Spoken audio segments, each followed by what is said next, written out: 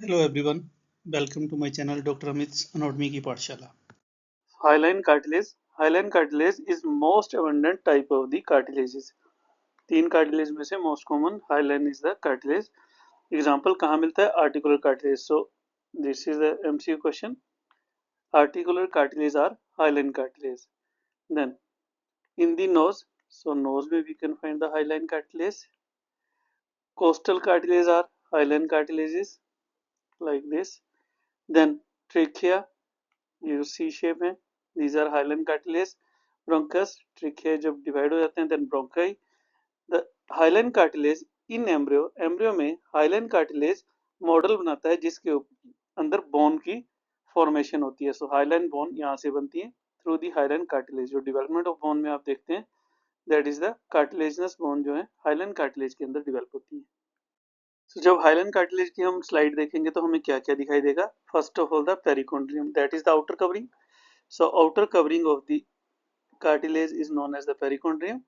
ये जो darkly stained है, this is the perichondrium. So it is present in hyaline cartilage. First question. Second, matrix. हर cartilage में matrix होती है. अब हाइलाइन कार्टिलेज के मैट्रिक्स की स्पेशलिटी क्या है? That it is known as the ground glass appearance और ग्लासी अपीयरेंस. इसको बोलते हैं कि इसकी जो मैट्रिक्स है, the intercellular matrix is homogeneous, transparent and amorphous. All are question why वो नेक्स्ट स्लाइड में करेंगे. देन कार्टिलेज में पहले हमें मैट्रिक्स मिली, मैट्रिक्स के अंदर हमें ग्लॉसी अपीयरेंस मिली, देन कोलेजन फाइबर्स मिलेंगे इसमें हमें, and we have the ground substances and the cells. So हर कार्टिलेज में यही मिलता है. हर कार्टिलेज के अपने अपने फीचर्स होते हैं. अब हाइलाइन की बात करें तो हाइलाइन कार्टिलेज के जो कोलेजन फाइबर्स है, these are type 2 collagen fibres. So H से हाइलाइन कार्टिलेज, टाइप 2 जैसे भी याद करने आप ऐसे याद कर सकते हो. हाइलाइन कार्टिलेज के fibre are type 2 collagen fibres. These fibers are not branched. इनमें कोई layers नहीं है, कोई striations नहीं है, कोई इनमें branches नहीं है. These are straight like this. Then अभी हमने last slide में की, very important.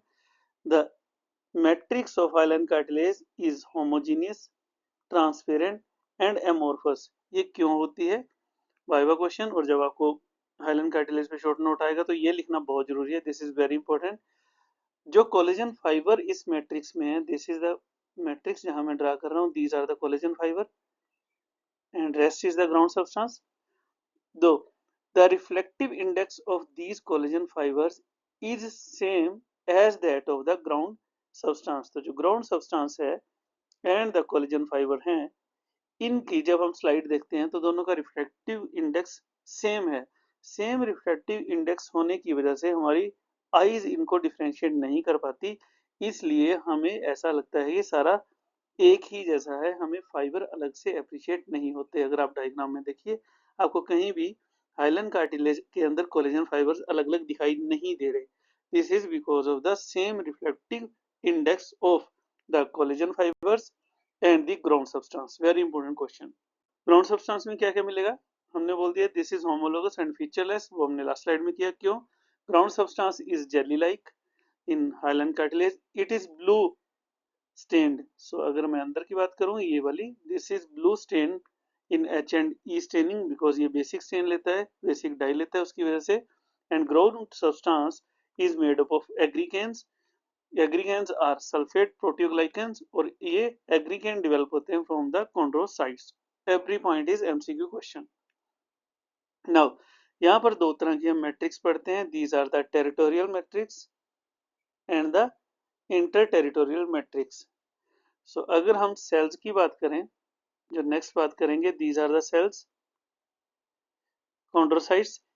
इनकी टेरिटरी में जो इनके साथ मैट्रिक्स है, this is known as the territorial matrix. The matrix around the cells, that is the lacunae or the chondrocyte, is territorial matrix. between the cell, ये cells के बीच में नाम ही बता रही, that is the interterritorial. so इनकी territory के बीच में जो मैट्रिक्स है that is the interterritorial matrix.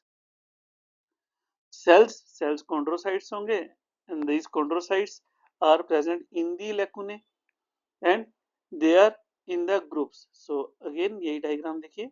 these are the cells. अब देखिए they are present in groups and they are present in lacunae like this. So like this we have the cells which are present in the lacunae. Mostly they are grouped in 1 to 3, single भी हो सकते हैं, 3 to 4 भी cells हो सकते हैं. यहाँ देखिए. So like this we have the cells. These are chondrocytes in the lacunae. Then in the center, अगर आप center वाली side देखिए, in the center the cells are large. center में cell बड़े हैं. As we move toward the periphery, cells are small. So जब आप draw करोगे आपको इन चीजों का ध्यान रखना है, बिकॉज हमने पेरिकॉन्ड्रियम फर्स्ट स्लाइड में की थी, first video of the cartilage में की है. This is the perichondrium. So perichondrium की 2 लेयर्स होती हैं, बाहर वाली फाइब्रोब्लास्ट, अंदर वाली द सेलुलर और द कॉन्ड्रोजेनिक लेयर. सो यहाँ से जेनिक है, दैट मीन्स यहाँ से ग्रोथ होगी, यहाँ से डेवलपमेंट होगी कॉन्ड्रोसाइट्स की. सो यहाँ से सेल ग्रो करते हैं toward the inner side like this.